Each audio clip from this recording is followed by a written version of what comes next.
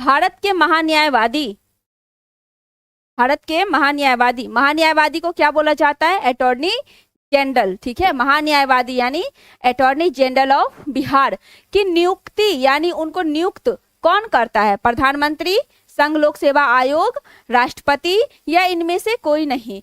तो महान्यायवादी जो है उनकी नियुक्ति किसके द्वारा की जाती है? जल्दी से बताइए। महान्यायवादी की नियुक्ति किसके द्वारा की जाती है?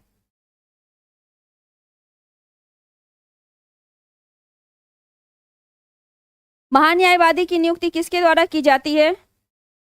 इसका हो जाएगा ऑप्शन नंबर सी, राष्ट्रपति के द्वारा भारत में महान्यायवादी की नियुक्ति की जाती है। किस अनुच्छेद में महान्यायवादी हैं? तो अनुच्छेद 76, अनुच्छेद 76 में महान्यायवादी के बारे में बताया गया है। महान्यायवादी जो हैं वो संसद के ना तो सदस्य होते हैं, ना उसमें हिस्सा, ना उसमें वो मतदान कर सकते हैं जब वोटिंग होता है तो, ठीक है, लेकिन अपना मत रख सकते हैं, अपनी बात को वो रख सकते हैं।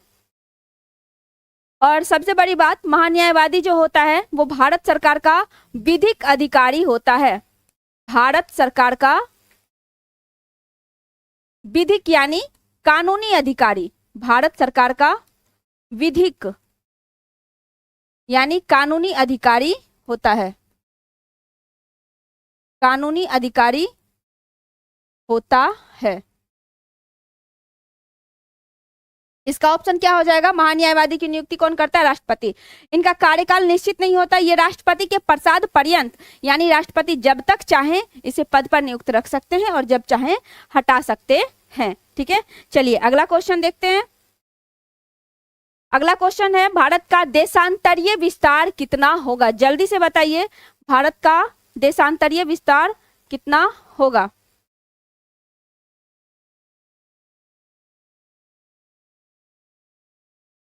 देशांतरीय विस्तार कौन सा ऑप्शन होगा? जल्दी से इसे बताइए।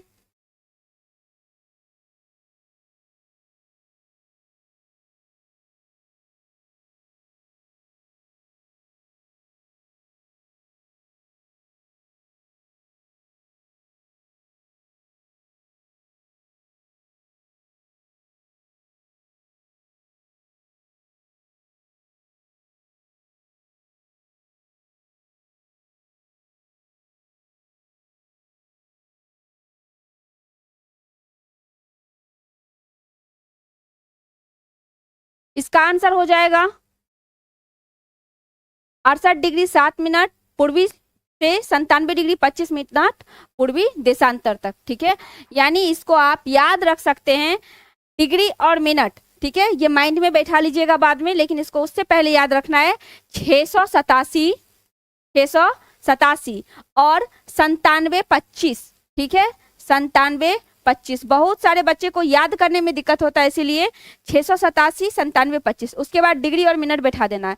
68 डिग्री तो यहाँ पे डिग्री, यहाँ पे मिनट, यहाँ डिग्री, यहाँ मिनट। ठीक है, यानी 68 डिग्री 7 मिनट और 97 डिग्री 25 मिनट पूर्वी। ठीक है, तो आप याद रखिएगा कैसे, 687 97-25।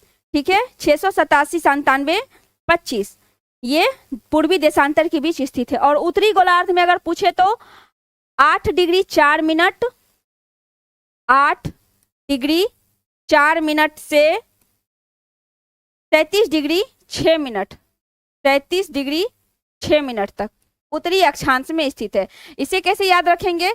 तो इसे याद रखना है 84 376 687 97-25 के ट्रिक से आप इसको याद रख सकते हैं। देशांतरीय विस्तार आपका ऑप्शन नंबर बी।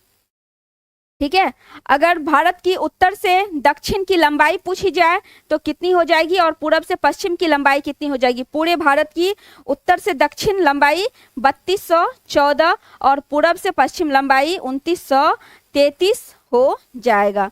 ठीक है, जल्दी से शेयर कीजिए, जल्दी। भारत का कुल क्षेत्रफल कितना है? 3287,263। भारत का कुल क्षेत्रफल आपका कितना? 3287,263। ठीक है, ये भारत का कुल क्षेत्रफल हो गया। आगे बढ़े, देशांतरीय विस्तार। इस तरह इस क्वेश्चन का आंसर कितना हो जाएगा, 68 डिग्री 7 मिनट से पूर्वी देशांतर से 97 डिग्री 25 मिनट पूर्वी देशांतर तक। ठीक है, आगे बढ़ते हैं।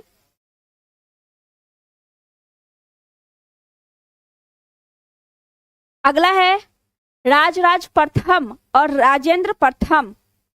राजराज प्रथम और राजेंद्र प्रथम किस वंश से संबंधित थे, चोल से, पल्लव, चालुक्य या पांडव? जल्दी से ऑप्शन बताइए क्या होगा।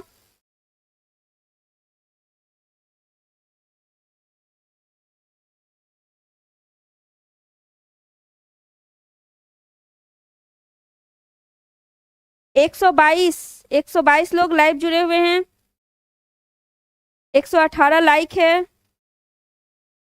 4 ऐसे कौन है भाई जो अभी तक लाइक नहीं किए हैं, जल्दी से लाइक कीजिए। 132।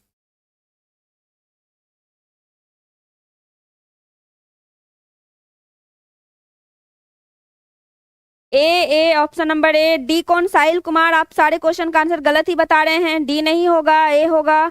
नीरज वर्मा ए, मोनी वर्मा ए, अजय एक, अर्जुन ए, अखिलेश चौहान क्वेश्चन का आंसर दीजिए, ये सब मत कीजिए। नीरज नीरू कौन है, अजय ऑप्शन नंबर ए।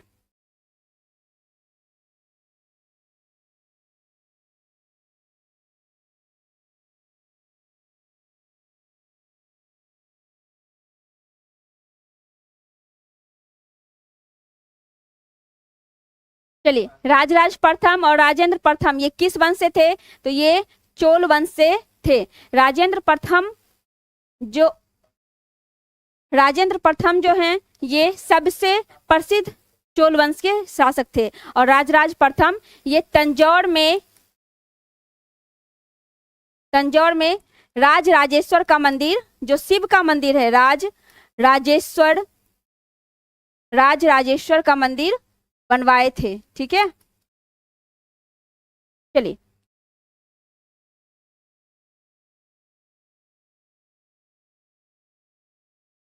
अगला क्वेश्चन नंबर 14। कौन सा लोक नृत्य मुख्य रूप से भारतीय राज्य बिहार वहां पे कट गया है, यहाँ बिहार हो जाएगा, बिहार में किया जाता है? Option number A Ghoomar, Kalbelia, विदेशिया या कुमट्टी, कौन सा होगा? जल्दी से बताइए, जल्दी कौन सा होगा?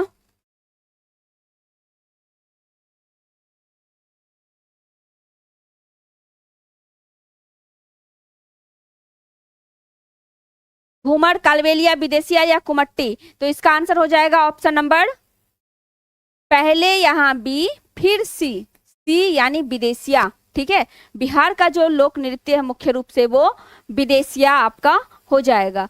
अब ये घूमर कहाँ का है? घूमर राजस्थान का है। घूमर का अर्थ क्या होता है? इसका अर्थ होता है घूमना। ठीक है, कालबेलिया कहाँ का? ये भी राजस्थान का। इसमें जो है राजस्थान की महिलाएं, वो सपेरी जनजाति की जो महिलाएं होती है, ठीक है, वो पूरा अपना जो लिबास है, अपना जो परिधान है, कपड़ा है, वो सांप के डिजाइन के आकार का पहनती है और फिर सांप की तरह ही वो नृत्य भी करती है। यानी सपेरी जनजाति की महिलाएं के द्वारा सपेरा जनजाति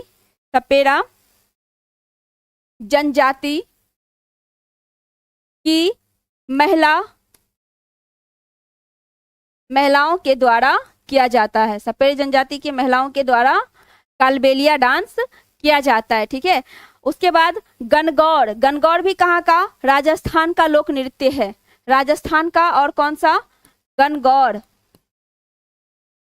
ये सब कहाँ का? राजस्थान का। उसके बाद आपका कुमट्टी कली जो है ये केरल का लोक नृत्य है। ठीक है, केरल का लोक नृत्य है।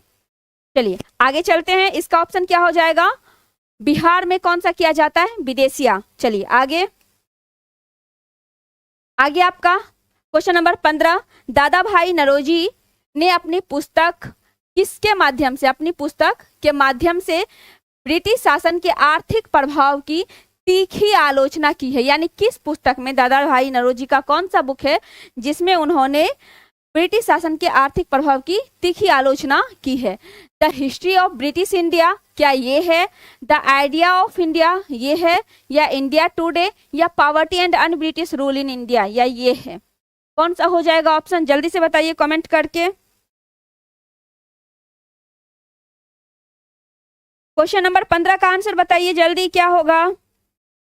14 खत्म हो चुका, 15 बताइए। 15 का क्या होगा?